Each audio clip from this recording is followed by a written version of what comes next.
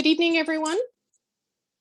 Welcome to the Library Advisory Commission LAC meeting for September 20th, 2021. This is a hybrid meeting. We have both live attendees at the Capitola Branch Library, as well as attendees participating by Zoom.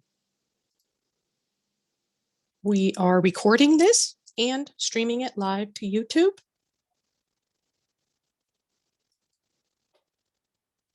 To join this webinar using a telephone only, dial any of the following numbers, and I'll read two of them aloud. 1-833-548-0276 or 1-877-853-5247, and then slowly enter the webinar ID of 984-6664-2320. As a Zoom attendee, this meeting is being recorded and streamed live to YouTube. Your microphone is muted for the entire presentation unless you have a comment. You do not need a microphone, camera, or a screen if you only want to listen to the meeting, as it is accessible by landline or mobile phone. The Commission will take public comments as outlined in the posted agenda and in the next slides. All comments must include the agenda item number and be received prior to the close of public comment on that agenda item. If you're joining by computer, you may use the Q&A feature to type your comments. On the attendee control bar near the bottom of the screen, you'll see the Q&A icon. You may also use the raise hand icon to raise your hand. The moderator will call your name when it is your turn. State your full name for the record and then continue with your comment. You will have 3 minutes of speaking time. If you're on a computer, the Zoom control bar appears at the bottom of the screen and you'll see the raise hand icon and then the Q&A icon. If you're using a mobile device, the Q&A icon and the raise hand icons likely appear near the top right corner of the screen, so everything is in reverse, with the raise hand icon and the Q&A icon over to the right-hand side. If you've used Zoom to call into this meeting, you may raise your hand by pressing *9 on your keypad. The moderator will call out the last 3 digits of your phone number when it is your turn to comment. Press *6 to unmute yourself. You will have 3 minutes of speaking time. Once the commission begins, depending on the size of your mobile device screen, you may need to scroll over to view whoever is speaking. If you're accessing this meeting via the web browser only or a Chromebook without Zoom's progressive web app, PWA, installed, you will not see all panelists at one time, only the panelists speaking. For members of the public participating in person, please proceed to the podium during the agenda item you wish to comment on. State your full name, and you will have 3 minutes of speaking time. The chair of the commission, Lindsay Bass, will now call the meeting to order. Please stand by. I'd like to call the September 20th, 2021 Library Advisory Commission meeting to order. Clerk Simona Vargas, will you please conduct a roll call vote or a roll call?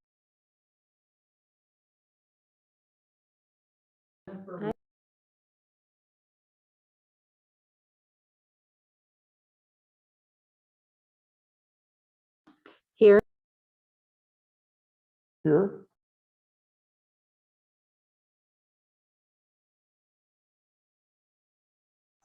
Here.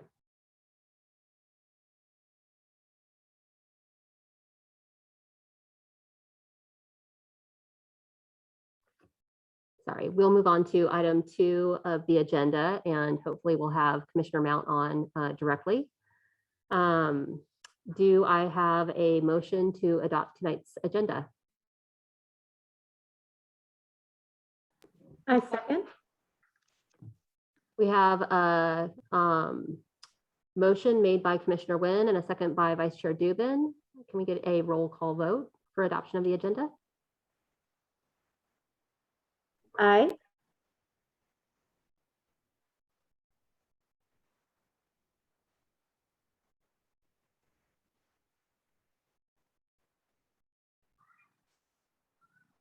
Aye.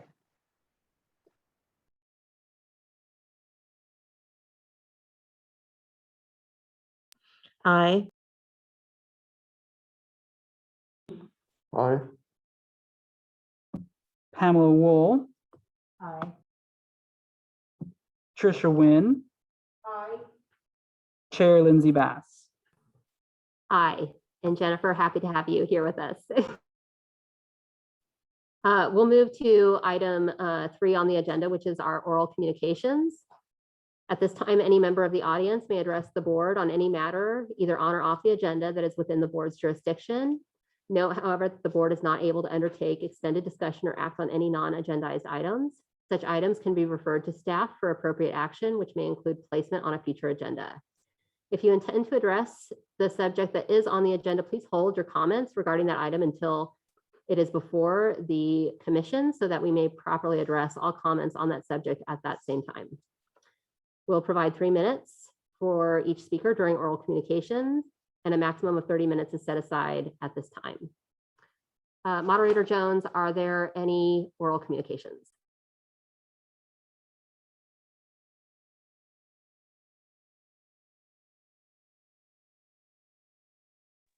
Chair Bass, there are no public comments at this time. Okay, thank you. That will move us to item 4 on the agenda, which is the report by the library director. And those comments were submitted in writing. Eric, did you want to follow up on those comments? Okay, perfect. I'll hand the floor over to you. Thank you very much. I just want to say thanks to all of you. This is our first hybrid program that we have in the library, and I want to thank the staff for being able to put this together. And I also just want to thank all of our participants too and listeners, because we'll probably have a couple of hiccups since this is the first time. And so just asking for everyone just to bear with us, and I think we'll have a successful program. I know we will. So thank you. Great, thank you. Commissioners, were there any questions or comments on the written report submitted by our interim director?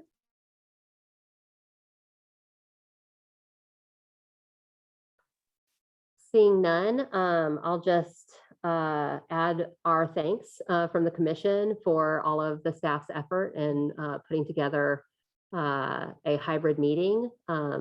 There have not been many of these thus far, so we're blazing a new trail here. So thank you everybody for bearing with us. With that, we'll move on to item 5 on the agenda tonight, which is our member reports. And I'd like to kick off member reports tonight by sharing some exciting news that for the first time in a little while, we are a full commission. So we have our new commissioner from Scotts Valley, Pamela, or as she likes to be referred to, Peppy Woll. And I'm going to turn the floor over to her briefly to introduce herself to the rest of the commission. So welcome, Peppy. We're thrilled to have you aboard. Thank you. Happy to be here. Yes, my name is Peppy. I go by Peppy. I've lived in Scotts Valley for almost 20 years and Felton before that. So I work in the IT field in Silicon Valley, and I'm a big avid reader, a big library lover from day one, and obviously a big book lover, and I am happy to be here. Will try to help in any way that I can. And thank you for welcoming me. Applause from everyone in the room. Thank you. Okay, great. Are there any other commission reports at this time? We have Vice Chair Dubin. I'll look for any other commissioners to follow Vice Chair Dubin. Just to follow up, we did go to, I think Mary was there at a special Zoom meeting to talk about priorities for the new library director. This was a while ago since we've been on break, but just to follow up, I think the main thrust of our session was we did a joint session with the Friends. Were you there too? Yes. So feel free to jump in. So the main thrust that I got out of it was making sure there was some public participation available. to be able to set the priorities and for the new library director. And it was really just an informational group gathering for us to just be able to say the priorities that we had in the new search. Commissioner Wynne, do you have any follow-up comments? Well, I was just very happy that the executive search firm that they've hired has experience in, this type of position. So it seemed like she knew a lot of players already and kind of understood Santa Cruz. So I think we're in good hands. Outstanding. Thank you for those updates and for representing the commission in that process, as well as communicating the importance of public involvement as it moves forward. Before we move to the next item, are there any final comments from commissioners? Seeing none, we will move to our consent calendar.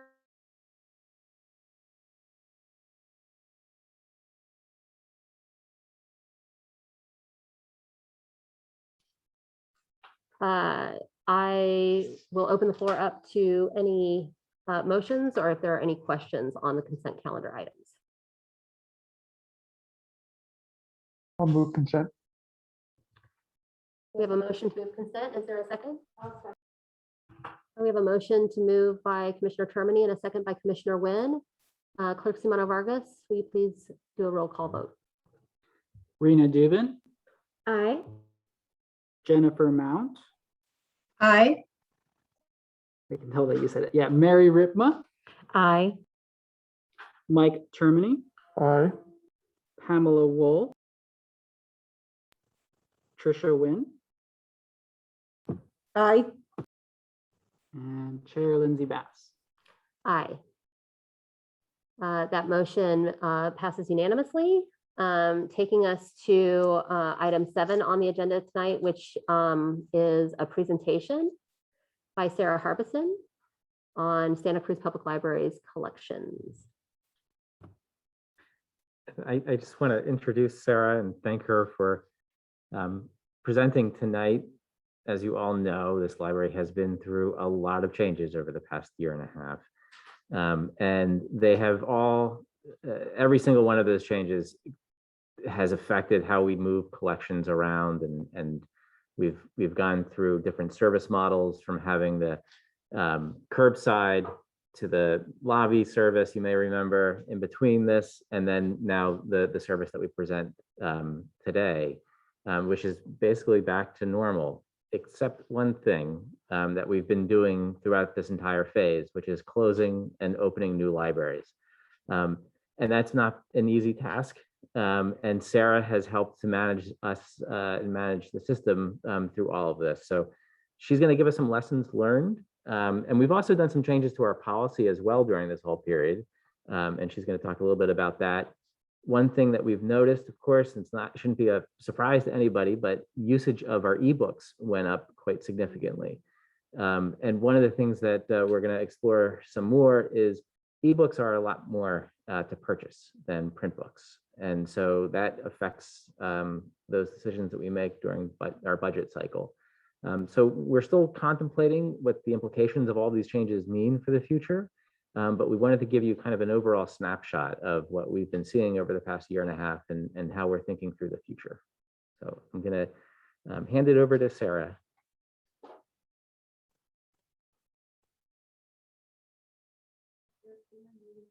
Oh.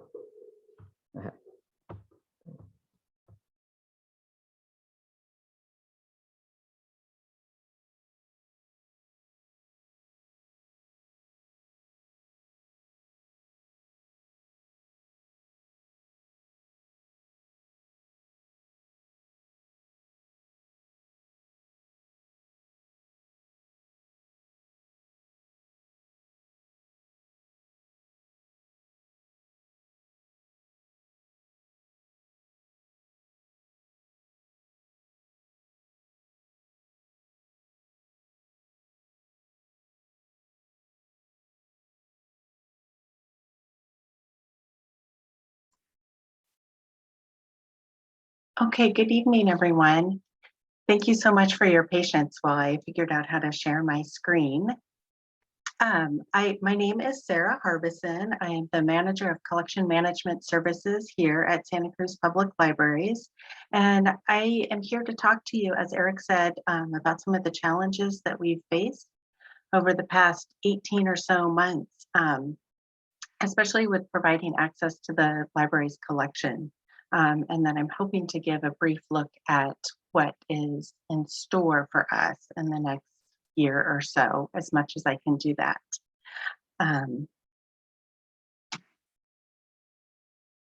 So as everyone, we have faced many challenges over the past 18 months. Our first closed day due to the shelter in place was March 16th, 2020.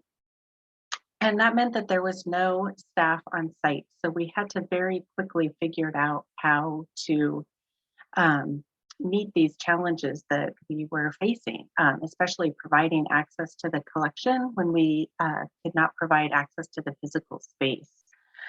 So right away, we knew that since we weren't there to get the mail and to accept deliveries, we knew we needed to hold shipments. We had to put a hold on our mail. We had staff working from home, making phone calls and emailing all our vendors. We put a hold on our newspaper and magazine subscriptions. We knew that we couldn't be receiving those either. And just as we thought that we'd figured things out with the pandemic and how to provide access, we also experienced some pretty devastating fires here in the county. So we had many staff who were evacuated, one who lost their home. We had 3 branches in the evacuation zones. There was lots of concern about the buildings and the materials and smoke damage of the materials. We also were hearing stories from patrons right away that as they were evacuating their homes, they were gathering their checked out library materials because they wanted to be sure to keep those safe. And we knew right away we didn't want anyone risking their lives to keep their library materials safe. So we said right away, if there is library material that's lost in the fires, we will waive the fees for those. During that time, we also had construction projects going on. We opened 2 branches in the first half of 2021, the La Selva Beach branch, as you know, and then of course the Capitola branch. So that was a lot. So I just wanted to talk through the steps that we took and how we met the challenges of providing access to the collection during this time. I realize the slide is probably pretty difficult to see, but the blue line represents the physical checkouts of materials system-wide beginning in February 2020, so right before we had to close, and then it goes all the way through July of 2021. And the orange line is Overdrive checkout. So Overdrive provides our ebooks, our audiobooks, and our digital magazines. And so again, right down here, it doesn't look like as big of a jump because it's still not quite as big as our physical checkouts. But in February of 2020, we had 14,433 checkouts.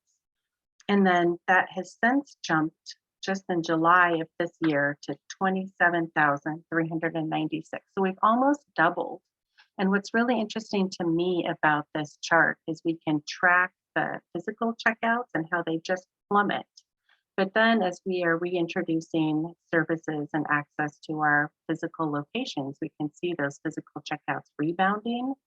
But we're not seeing the Overdrive and the e-material checkouts lessening at all. They're continuing to grow, which has been interesting for us. We were really curious how that would play out if we would continue to see the use of those e-materials, and we have. So we knew right away in March that the demand for our e-resources was going to be very heavy as it was, and that it was going to put a big strain on our budget for the ebooks and e-audiobooks and the streaming video. We also knew that we needed to continue to order physical materials for the library. We knew that we weren't going to make the switch to digital only. We needed to keep placing those orders for the physical books and media during that time. So we couldn't just transfer our entire materials budget over to e-resources. But the state library recognized immediately that all public libraries were in this position, and they provided 2 rounds of crisis collection funding for $5,000 each. And so we were very grateful to have that additional funding. And the Friends of the Library really stepped up, and they campaigned and raised just about $40,000 to increase access to ebooks and the audiobooks for students and families who the students were going to school virtually. So that had a huge impact on the access for students and families during that time. So part of what we knew we needed to do was keep patrons connected. Starting in March, we knew that not all patrons had access to the internet, and they may not have had the devices either to download or stream digital content. We did keep Wi-Fi available at our branches as much as we could, but right away we knew we had to open up our phones since people couldn't come in to talk to us. We really stepped up our phone service. And addition as well, email and chat reference were happening. But the summer of 2020, we saw a peak of 650 calls per week. Pre-pandemic, we were averaging about 200 calls per week. So a lot of people were calling. They needed help downloading an ebook for the first time. They needed help figuring out how to use their device with library content. We were also hearing from patrons who couldn't use their accounts, like they had just hit their expiration date and needed help getting back online, or perhaps they didn't have an account anymore and then suddenly found that they had the time and the interest to start using the library again. So we were very happy to be able to help patrons over the phone. We also increased access, change my slide, to our card registration through our website. So we've always allowed patrons to sign up for cards online, but then we ask that they come into a branch to get a physical card and show their ID and proof of address. But since patrons weren't able to do that during this time, we knew that we would need to extend the expiration dates for these online accounts and then the existing online accounts so that patrons could hang on to those a little bit longer. We also knew that with these online accounts, we call them PAC Reg accounts because they're registered online through our public access catalog. We knew that we needed to provide more access using those account numbers to our digital resources. So this is just a screenshot from a memo to staff. So it's dated March 23rd. So a week after we closed our facilities, staff had already reached out and contacted all our digital resource vendors, and they arranged for patrons with these online accounts to be able to sign up for accounts and start using those services right away. And we also made some changes so that patrons who had blocked accounts, maybe their card was expired or they had fines on their card that were preventing them from using these resources, could temporarily use those resources. They couldn't come in to take advantage of working with staff to resolve those issues with their accounts. Another way that we kept patrons connected over the past 18 months is we initiated the SORA program. So SORA is it's an app or a website that is connected to Overdrive, which provides our ebooks and audiobooks. And it provides access to the Youth Overdrive titles that are available through Santa Cruz Public Libraries. And the school district that we have currently partnered with is the Santa Cruz City Schools. And they also have their own collection of ebooks and perhaps audiobooks too that students can use. But for any of the available ebooks and audiobooks through Overdrive, the youth materials only, they also have access to. So that's really helped to increase access to our collection. And then we've just initiated a pilot program of Sora through the Scotts Valley School District as well. And just as a note on this, the library has invited Chris Monroe, who's the superintendent of Santa Cruz City Schools, and she accepted to be a keynote speaker for the library staff day, which is coming up next month. We're very excited about that. Okay, so with some of the extra funding, especially that crisis collection funding for e-resources that we got from the state, we initiated an Overdrive Lucky Day collection. So you may be familiar with our physical Lucky Day collection. And those are titles that do not go to fill holds. So they're there at the branch and available for patrons to come in. They're usually the most popular titles with lengthy lists. But a patron could come in and see it on display and check it out that day and skip the waiting list. But during this time, we knew that we couldn't offer the lucky days for patrons coming in to browse. So we quickly made all of the physical lucky days in our collection go to fill holds, and they could be checked out by patrons. So that really helped increase access. And then we also initiated an Overdrive Lucky Day. So these were ebooks that were available for checkout for 7 days only, and only a patron can only borrow one at a time. And there are no renewals or holds on those. And that proved to be very popular and just another way for patrons to get access to materials quickly.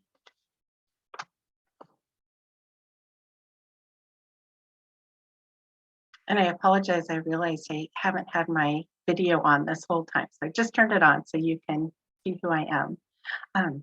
Another way that we have kept patrons connected over the past 18 months is we introduced a lendable tech collection. And included in this collection, we have Wi-Fi hotspots, we have Amazon Fire 7 tablets, and we have Chromebooks. And we also bundled some of the Wi-Fi hotspots together with the Chromebooks to circulate as a kit, because we realized that often if someone needed to check out a Chromebook, they would likely need access to the internet as well. And the same with a hotspot. If they checked out a hotspot, they may need a device to use it with. So these, pretty much from the beginning, these have had pretty lengthy hold lists and have proven to be very popular. When we first introduced them, we partnered with the city of Santa Cruz to provide some Chromebooks and some hotspots for their essential worker childcare program that they were hosting at the London Nelson Center at the time. And then for a short time, we provided some devices at the Scotts Valley Community Center during the evacuations during the fires. They needed a little extra Wi-Fi.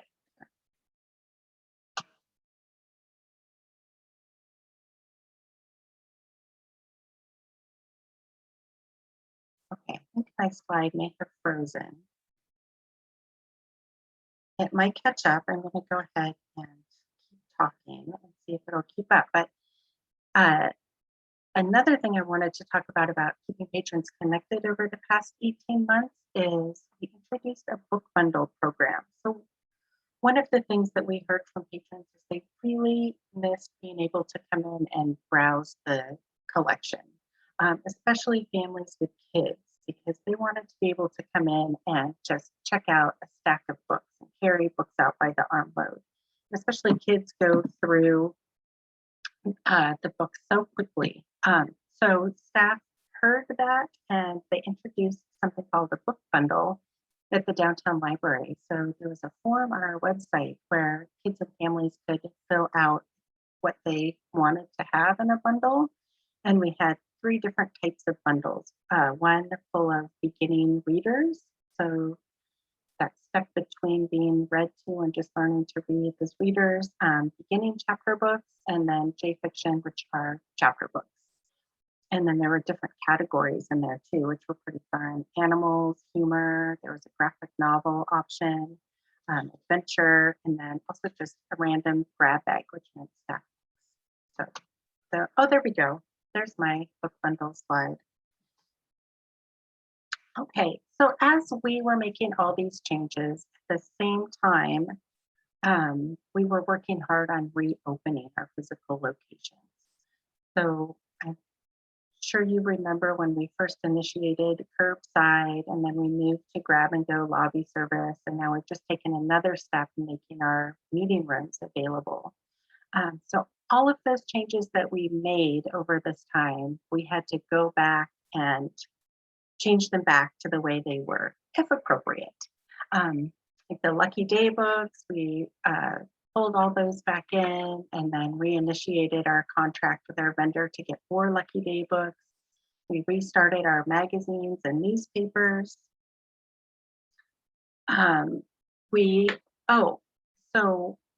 I mentioned that we held shipments until we had staff working on site again, and that didn't mean that our vendors stopped working on our orders. They continued processing our orders and packaging them up for shipping. And as soon as we gave the go-ahead, they went ahead and shipped them. So as soon as we were back in the buildings, there were a lot of deliveries coming in for us, and tubs of mail for us to process. So it was really exciting. We were excited to be back, getting back to normal. The pandemic continues to provide challenges, as we all know, and it's looking like it's not going to be over anytime soon. Another current and future challenge, we're already planning on branches opening over the next year. We've got 5 branches reopening. Live Oak and Scotts Valley have stored collections, and Boulder Creek as well, but we want to make sure that we get those collections online and available for browsing and holds, and make sure that we've got an influx of new materials for those branches.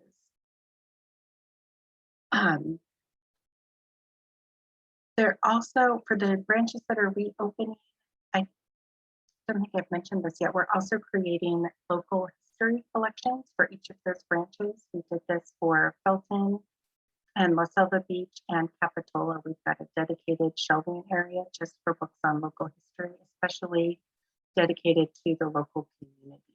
And they do check out, but then they always come right back to that branch when they're returned. A big challenge that we are experiencing currently is our vendors are experiencing some pretty significant supply chain challenges and labor shortages. So our main book vendor is located in Georgia, and they are having trouble getting labor in their warehouse to process all of our books. So when we order from them, they provide the cataloging records, and then they put the covers on the books, and they apply the spine labels. So when they get to us, they're shelf ready. We can just scan them and then send them out right away. So that means that they have a lot of staff who are working to our specs to prepare these materials, but they've been having trouble getting enough staff. They're competing with Amazon warehouses, and there was a Toyota battery plant that just opened nearby that's taking some of their staff away. So they've really been working on incentives and attracting more staff, but that has been keeping us from getting our materials on time. And the entire publishing industry is also experiencing some paper shortages and printing shortages. So they're telling us we need to order early, which we are. We always order 3 months ahead for popular titles. But we're a little worried that it's going to take a little bit of time to get the materials that are not the big bestsellers and top of the list. So that's something that we are working on and is challenging us. And then just looking ahead to the new Aptos and downtown branches opening, they'll have lots of shelving and will need new collections. So we're excited about that, but it's going to take quite a bit of work to get there. So thank you, and I'm happy to answer any questions.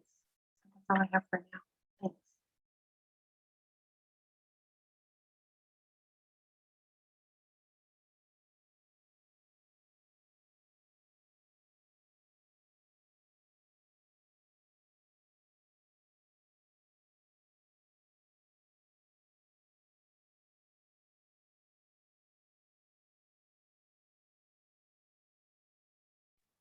Hi, first off, I just want to thank you because I can only imagine that your daily time at this job, it must have been very, very challenging, and we appreciate all of the efforts from you and your staff. I know it was so exciting for so many of my friends when we could go in and browse for the first time, and I know there was so much that went into that, and even just picking up the books on hold was very exciting. So thank you. I do have a question. I just wanted to point out a few things, if you don't mind. I know that it was said that the ebook collection was increased to almost double during the pandemic, and it hasn't gone down. I do want to point out, though, that the amount of people trying to check out paper books and materials that are actually physical in the library is still kind of dwarfing the ebooks. And just to make sure that the focus is still on the print collection or the material collection. Maybe it seems to me that it shouldn't be exclusive, but I don't want to lose sight of the actual numbers versus the percentages. So just to throw that out there. I'm also really just always been curious about something, so hopefully you can take just a minute to explain something to me. I know when the Scotts Valley branch opened a long time ago, the first time when they moved, the collection didn't increase very much. And I was always told that that was because they need to save room on the shelves for the entire collection. I know that there's a lot of empty space always at that library here in Capitola. I've been really surprised at how much empty space there is on the shelves for this library too. And my concern is just that I'm just curious about the formula that you use to determine how many books you can put on the shelves, and maybe if they are at the maximum capacity that they could be, that if you're just always planning for every single book to be put back, as opposed to maybe what's more realistic, which is that there's always going to be a certain percentage of those physical materials that are out. I know especially for kids and for teens that the young adult collections, they really matter in print as opposed to being online. So thanks for your time. Sure, that's a great question. And it's something that we are working on all the time of figuring out exactly what will fit on the shelves. Part of what my team does is they also weed, which is collection maintenance and deselecting materials that are no longer relevant or maybe outdated or in poor condition. So we always need to be making room for new materials as well. I do have somewhat of a very rudimentary formula that is based off of what other libraries have done, based on linear feet of shelving and how many items will fit average over the collection per linear feet. And of course, as you can imagine, it varies widely because we've got a children's picture book, which is pretty slim, and then the adult science fiction books, which can be several inches wide.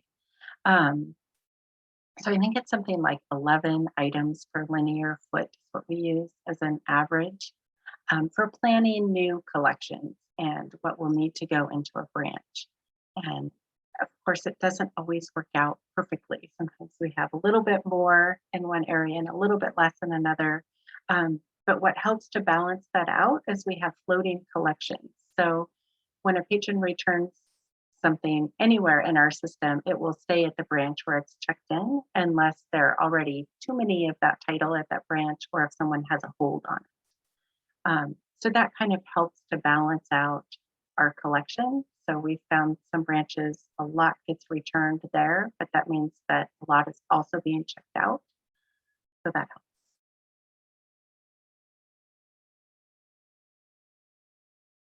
And if I could just add, because those are great points that both of you raised. And one thing that we do know about when we display books in a public library is that if you can display them in a kind of clean way without overcrowding, the books actually do move faster. And so that is something that we focus on when we try to kind of what we call marketing our books. And I think your point for the ebooks is really important.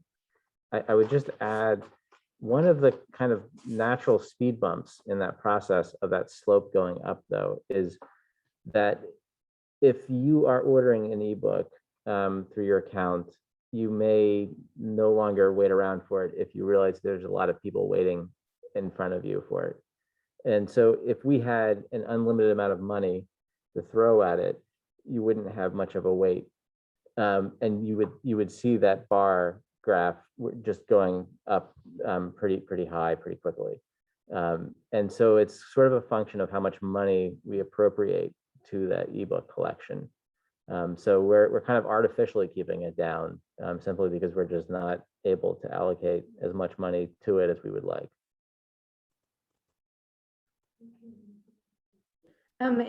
Eric, can you just, I don't know if people understand how much more expensive the ebooks are. I think that there's kind of this idea that the ebooks are cheap and that, yeah, so maybe you can speak to that. Yeah, Sarah's probably has her I know she has a much better understanding of those costs than I do, even, so I'll defer to her. Thanks. Sure. So ebooks and e-audiobooks do tend to cost more than a print book. And there are a couple different factors in there. One is there are different licensing models that we use with our ebooks and audiobooks. And some are perpetual use, like a one copy, one user, just like we have with our print material. So only one person can check it out. Some are metered access. So we only get a total of, say, 26 checkouts per license that we buy. And then we need to purchase that title again if we still want to have it in our ebook collection. So it's not quite the same. I know that print books do tend to get worn out and we need to replace them, but sometimes they stay in really good condition and we'll make it a lot longer than just 26 certs, whereas the ebooks and e-audiobooks will often have to replace several times over to meet demand for our patrons.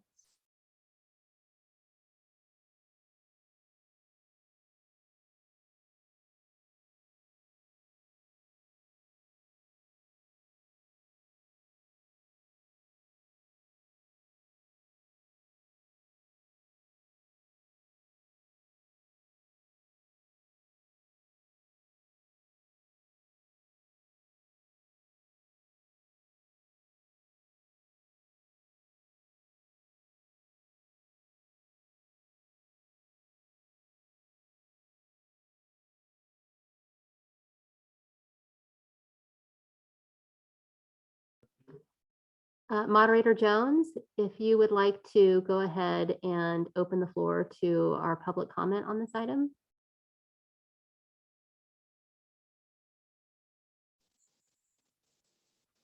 Chair Bass, we have 2 comments.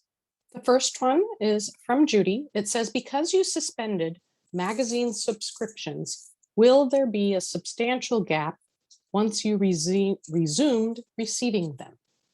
And the second comment says, I've heard the library is going to stop acquiring CDs. Is that true?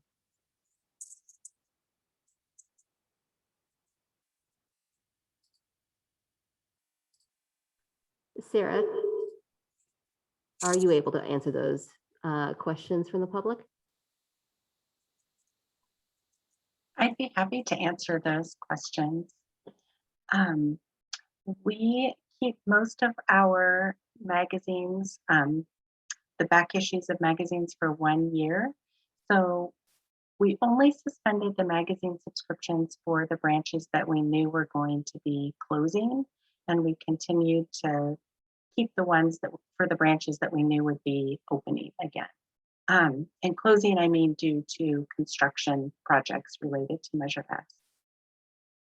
And it did result in some gaps in newspaper coverage, but we kept one Sentinel subscription going for local history purposes and microfilming, and for staff as well to keep current.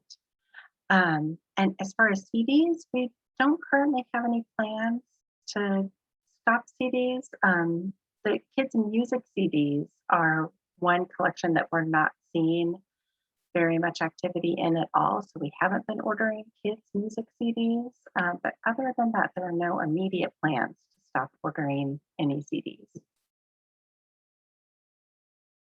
Thank you, Sarah. And I believe I jumped the gun. I should have also taken that second public comment. So apologies to Moderator Jones.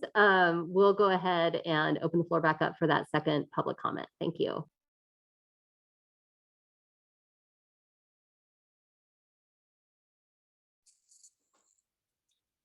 I read both of the public comments. So the first one was, because you suspended magazine subscriptions, will there be a substantial gap once you resumed receiving them? And the second one was, I heard the library is going to stop acquiring CDs. Is that true?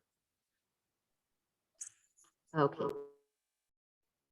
Thank you. Thank you for the clarification.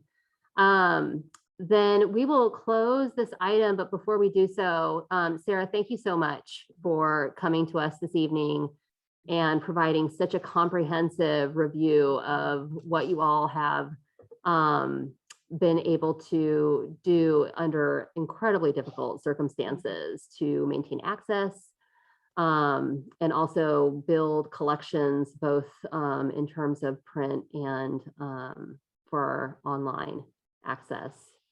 I think the questions from Vice Chair Dubin are really important. And I think that there are access and equity components layered into that. And so just something for the library management team to track as you all move forward in terms of allocation of budget across those two different platforms. But thank you for sharing with us this evening. It's really, really helpful, a great presentation.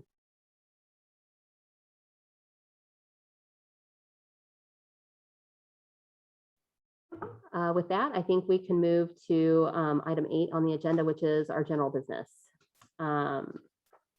The first item, item A, is the formation of a subcommittee on the strategic plan. There's a report on this in our packet, and I will turn to Interim Director Howard to introduce this item and share a brief summary. Thank you. So as you know, we have been working away at building our strategic plan. We started in August with an internal team. It was originally supposed to kick off a year ago or a year and a half ago, but we delayed it, put it on pause because of the pandemic.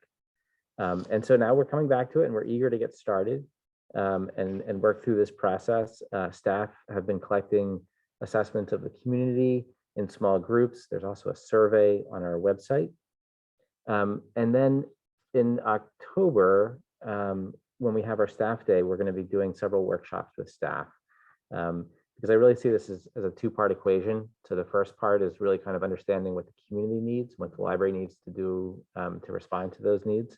And then the other half of that equation is what we need to do internally to give the staff everything that they need to work effectively to meet those needs.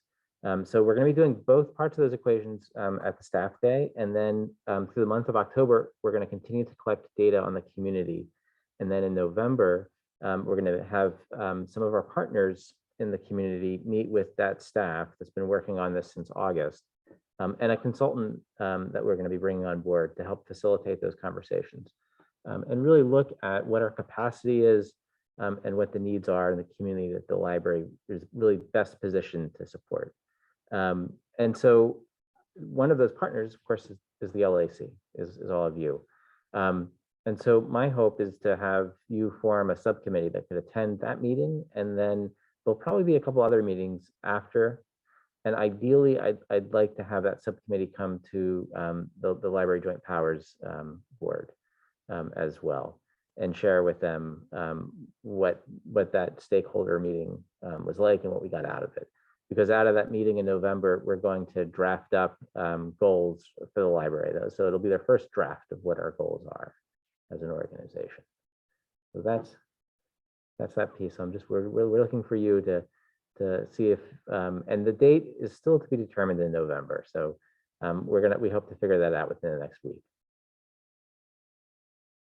Just to clarify.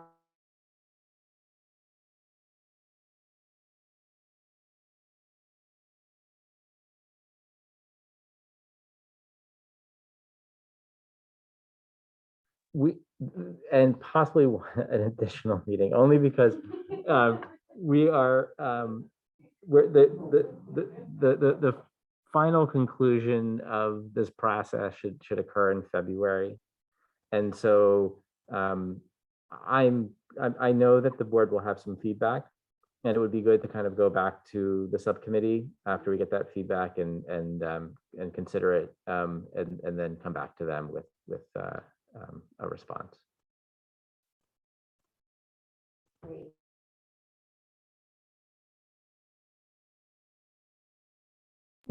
So the LAC wouldn't have a subcommittee that met independently. We would be folding in with the larger strategic planning group. Is that right? Or would we meet independently and then bring ideas to the staff group? You know, I would certainly be open to that if you wanted to go in that direction. But I do think that if after going to the board and hearing their feedback, it would be nice to just be able to meet with just the subcommittee to see if we're all hearing the same thing and if we're all, you know, making sense of what they're asking, and then to hear what the subcommittee's preferred solution would be. So in that case, it would just be the subcommittee and the internal strategic planning team.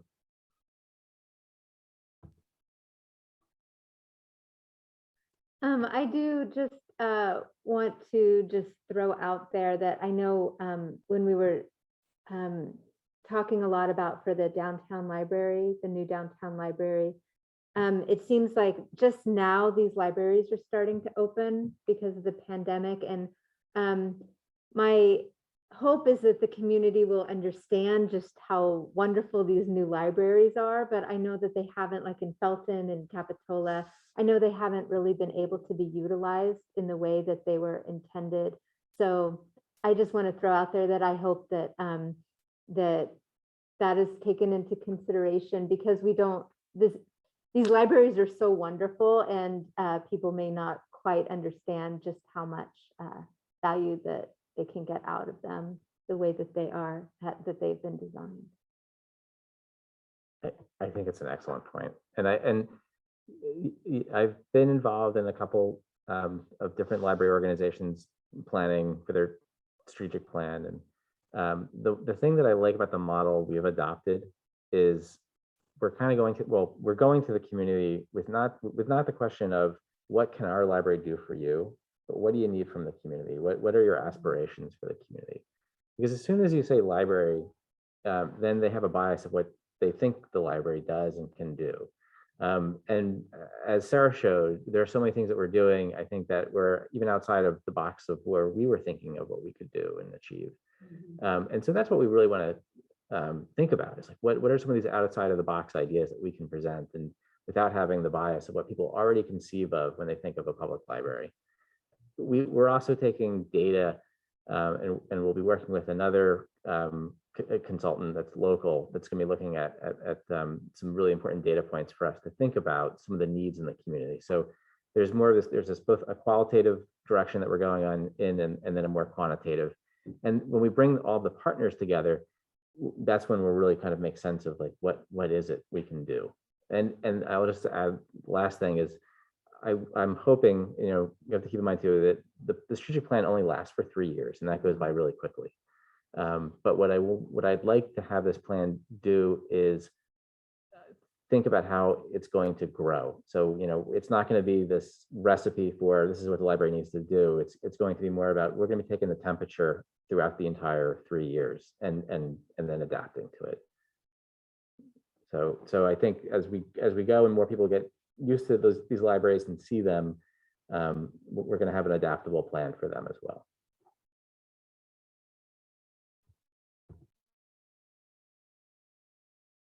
I did take the survey and it really surprised me because it doesn't say anything about library, and it brought out some feelings that I've had about the way the community is not accepting decisions that have been made in the past, for example, about the downtown branch.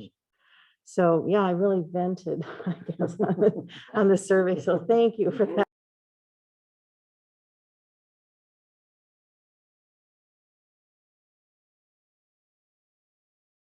Sorry, Vice Chair Dubin. Just one more question about the public participation for this. So are you expecting the public to be able to do the survey, and that is how they are going to be incorporated into the strategic plan? Or is there, for the subcommittee, is that expected, or would it be a good idea to have that be also a way to be able to express opinions that the public has given to us? Does that make sense? Yeah, no, that's a great question. And absolutely, that's why we want you there, because we know that you're listening to the community and you're bringing to the table what you've been hearing from your friends and neighbors and other community partners. There's, and to think about your earlier part of your question, there's going to be several points for the community to provide feedback. We created in the original plan for the plan a long list of prioritized groups, and then staff is going out to those prioritized groups and figuring out ways to connect with them, and then asking them kind of a longer version of that, and having a longer conversation than what we can get just from that survey. And so there'll be forums like this, of course, before we complete it. So there'll be more opportunities for the public to come forward and provide feedback, and then there will be the board meetings as well. But as I was sort of hinting at with my plan for the strategic plan, is so that it'll be a more robust process over the next 3 years, just to continue doing that listening. We're not going to stop listening after the plan is complete.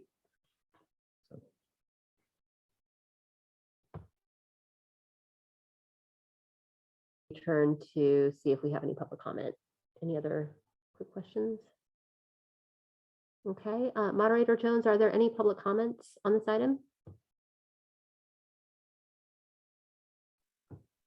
Chair Bass, there are no public comments on this item. Then we can move to begin deliberating on the recommended action from the library management, which is to develop a subcommittee. Part of that is going to involve commissioners expressing interest in participating in a subcommittee. So if you all have any comments in that direction, that would be helpful at this time. Yeah, I would love to be on that committee, the subcommittee. Anybody else? Commissioner Wynne? I do really see the importance of doing strategic planning. I really believe strongly in it. One of the things that we can push for is for a process for, public involvement. So I do see the value in that, and I would be willing to serve on the subcommittee. And Commissioner Mount? Yeah, I would love to be a part of the subcommittee as well.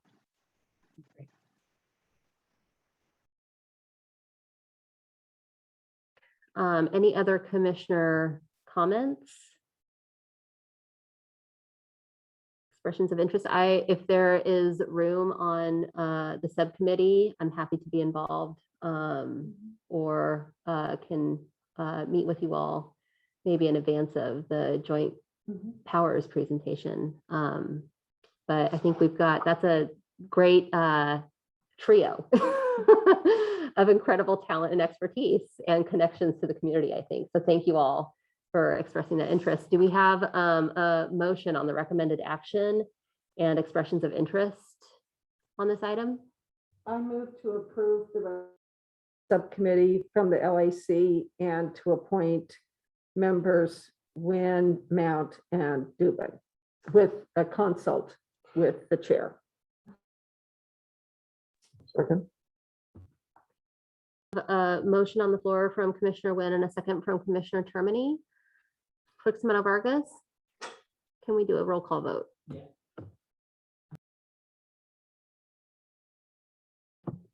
Rena Dubin, Aye. Jennifer Mount, Aye. Mary Ripma, Aye. Mike Termini, Aye. Pamela Woll, Tricia Wynne, and Chair Lindsay Bass. Motion passes unanimously. Thank you all. Thank you, Interim Director Howard. Very exciting to be embarking on this. And I think the approach to adaptive strategic planning is very smart. Given everything that we've been experiencing over the last year, who knows what's around the next corner, but this is an exciting process for us to be involved in. So thank you. Thank you all very much. Really appreciate it. Hey, thanks, everybody. Our next item on the general business agenda is the Santa Cruz Public Library Policies Review. We have 3 policies that were included on the agenda, policies 101, 102, and 103. And the mandate on the table is just to review and discuss those policies. So I will turn this over to Interim Director Howard for a brief overview. Sure, thank you. So Susan, I believe, established this practice, which I think is a really good one, where we bring policies first to the LAC and then they go to the joint powers. And they actually have to go to the joint powers twice. And so this is a review of policies that are already they're just up for renewal. So they already exist. They've been working. We're just interested if there's any input that you have. We can always retool them. And my hope is we have a number on the calendar that have to be reviewed. So we're probably going to go through this process a few more times. I think we'll probably average about 3 a meeting. And if you want us to do less, we can do less and stretch it out a little bit longer. But I thought 3 was a good number and we can knock it out.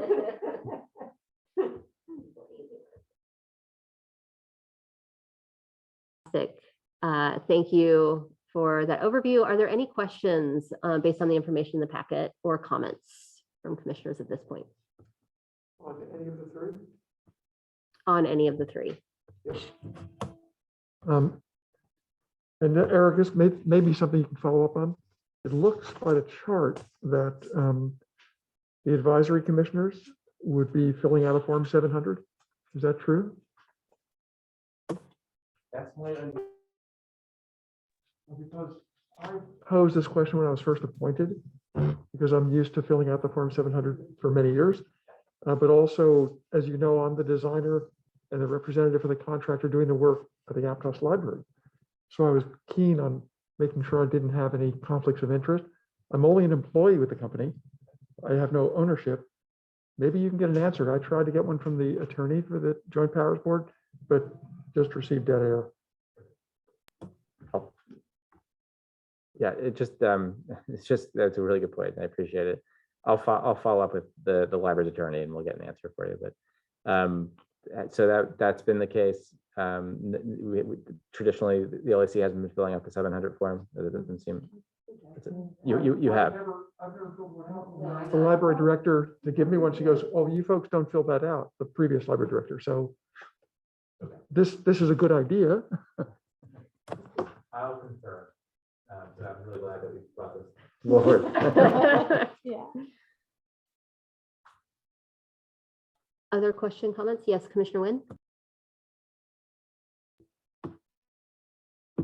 I'm not sure why, but I thought we did fill one out one year. I'm a former public employee also, so I was used to filling them out for 30 years also. I know the FPPC has an advice line. If you call, you get an answer pretty quick on those kinds of, really technical questions. So you might try that, but maybe we'll make sure that we're going to be filling them out. And will we be sent the forms, or should we just go online and get them and then send them to you? Or how do we file our forms and to whom? That's a great question. And I think if that is the practice that's required. It would be important for us to kind of keep track of that. So we'll do it through our office and make sure that you get it if that's what the attorney recommends. Wonderful,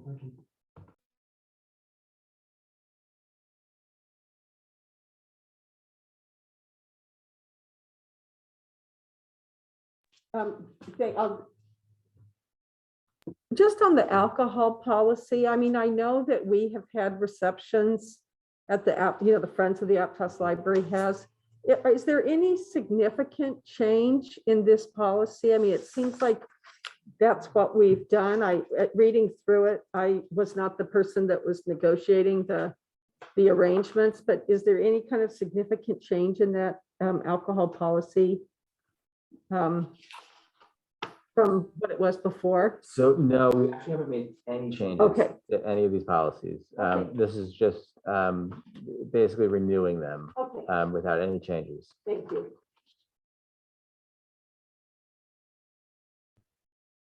Yeah, just a basic question on the conflict of interest. I guess I'm just trying to understand the definition, as this talks about direct or indirect investments in entities located in the library system. So how does one know what is the definition of the library system? And, could there be, for example, any publicly traded companies that one might have some indirect investment in and not even realize that it's part of the library system, for example? Good question. I mean, typically you err on the side of caution and report out more. But if you don't know, that's a trickier thing, and I'd have to defer to the library's attorney, and I'll follow up, and we'll at the next meeting, and I can do it beforehand too. But in the next meeting, I can report out on how that is actually. And Mike, you've had a lot of experience with 700, so you might actually know. Like having a holding or position in your 401k, for instance, really constitutes it, because we really have no publicly held companies or corporations with an interest in the library. It has more to do with if you work for a vendor of the library, if you were involved in one of the bond construction projects, and especially if you owned a company that was doing work, that's very significant. If you owned real estate that the library branch sits upon, that's a red flag.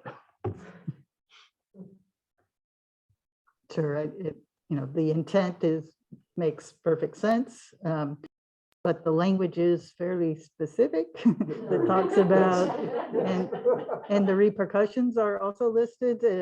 It seems fairly clear, an indirect, but $2,000 is a very small amount of, investment. So just coming in as the new person, it's a little concerning to say, no, I'm not an employee of something that I know, but I would have a difficulty filling out a paper that says, no, I have no $2,000 investment in something that could be connected in some way. I wouldn't know, and I wouldn't really have a way of knowing, as you say, but the language is pretty specific. It doesn't look like it has a lot of room for, yes, I think, to the best of my knowledge, this is the way it's very specific. I understand. I appreciate your appreciation of it, and I think the best way maybe to go forward is to invite the attorney here, and then they can go over. So it's such an important topic, the conflict of interest, that I think it would benefit us all in the public forum. And then it's nice because it's recorded, so then we can always provide it beforehand to new commissioners before they step in, so they can see the attorney give a brief overview of it. There's also a conflict of interest video available online that you can actually watch little chapters and take a test, and it's even scarier than what you read.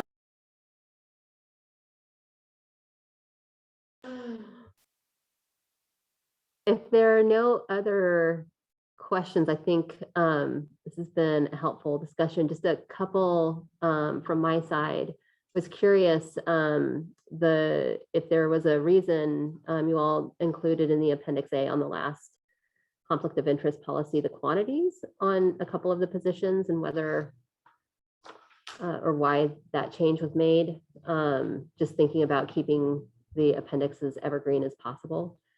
And then the other question was, talking about conflict of interest also made me think about whether or not we should have a conversation at a future date about adding a statement of disqualifications to our agenda and whether that was needed.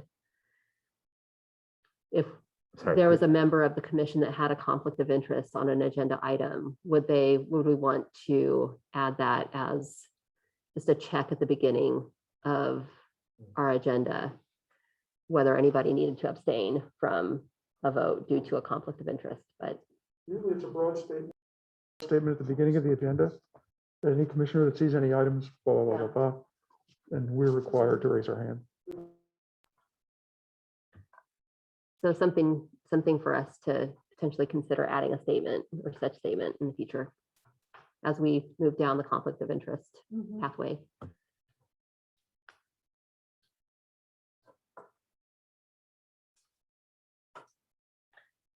I will turn to Moderator Jones to check to see if there is any public comment on this item.